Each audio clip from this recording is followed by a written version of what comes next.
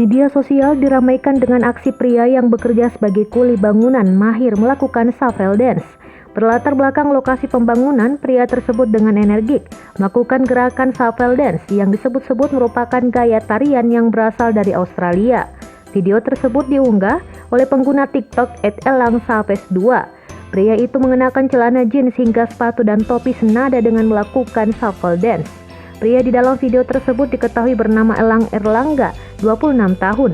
Elang merupakan pekerja bangunan yang berasal dari desa Kedungwaru Kidul, Kecamatan Karanganyar, Kabupaten Demak, Jawa Tengah. Kepada tribunnews.com, Elang menceritakan jika dirinya telah menjadi pekerja atau kuli bangunan sekitar 10 tahun. Elang mengaku ketertarikannya dengan shuffle dance berawal dari dunia maya.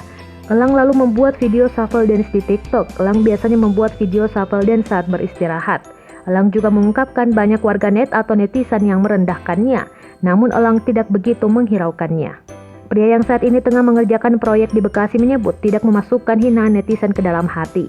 Elang berharap masyarakat lebih bijaksana dalam berkomentar di media sosial.